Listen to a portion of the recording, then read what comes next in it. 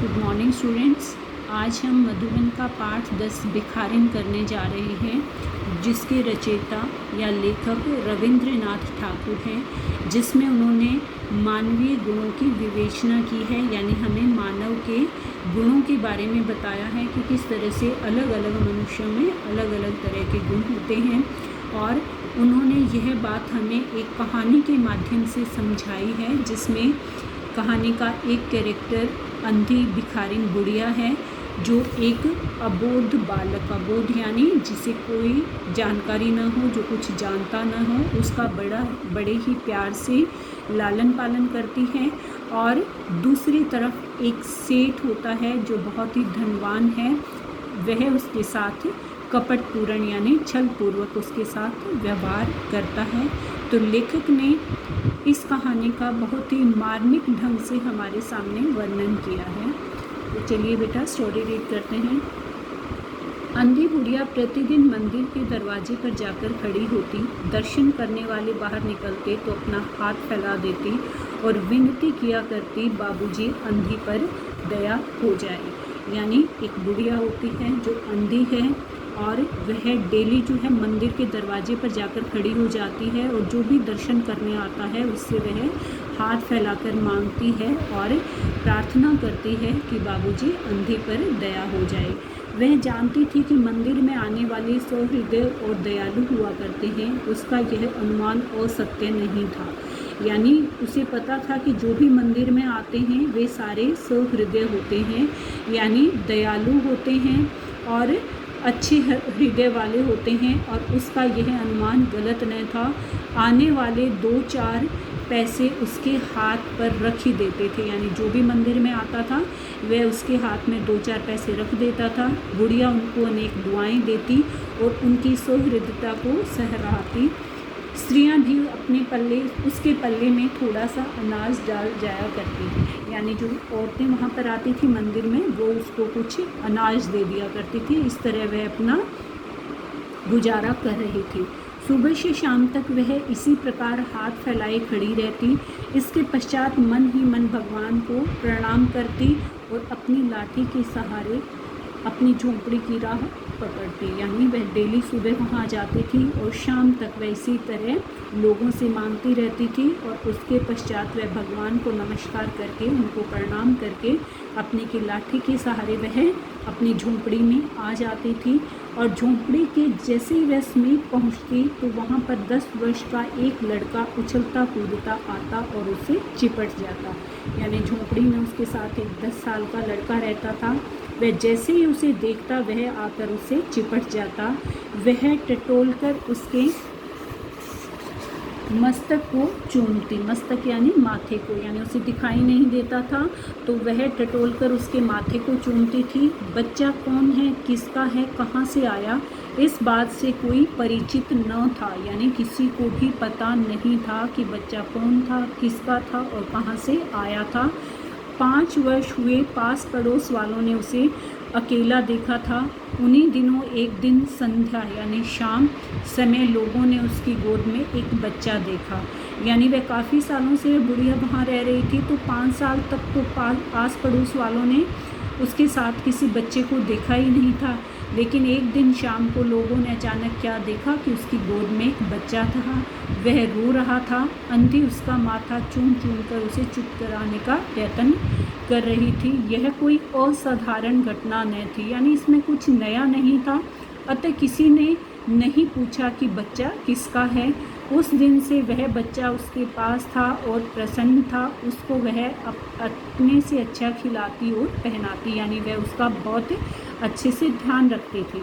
बुढ़िया ने झोंपड़ी में एक हांडी गाड़ रखी थी, यानी एक मिट्टी का बर्तन था, वो उसने अपनी झोंपड़ी में गाड़ रखा था। जो कुछ मांग कर लाती उसमें डाल देती और उसे किसी वस्तु से ढांप देती, यानी उसे ढक देती थी, ताकि दूसरे व्यक्तियों की दृष्टि यानी नज़र उस पर न पड़े। खाने के लिए अन्न काफ़ी मिल जाता था, उससे काम चलाती। पहले बच्चे को भरपेट खिलाती, फिर स्वयं खाती। रात को बच्चे को अपने वक्ष से लगाकर वहीं पड़ी रहती, यानी अपनी छाती से लगाकर वह वहाँ पर सो जाती थी। प्रातःकाल होते ही फिर मंदिर के द्वार पर जा खड़ी होती, यानी यह जो थी वह बुढ़िया की दिनचर्या थी। उसके पास काफ़ी रुपए हो गए थे, जिससे हांडी लगभग पूरी भर गई थी। उसको शंका यानी शक, कि उसको शक था कि कोई उसको चुरा न ले, यानी उसके पैसों को कोई चुरा न ले। एक दिन संध्या यानी शाम के समय अंधी ने वह हांडी उखाड़ी, यानी धरती में से निकाली और अपने फटे हुए आंचल में छिपाकर सेठ बनारसी दास की कोठी पर जा पहुंची, यानी वहाँ पर एक सेठ था, वह उसकी कोठी पर जा पहुंचती है।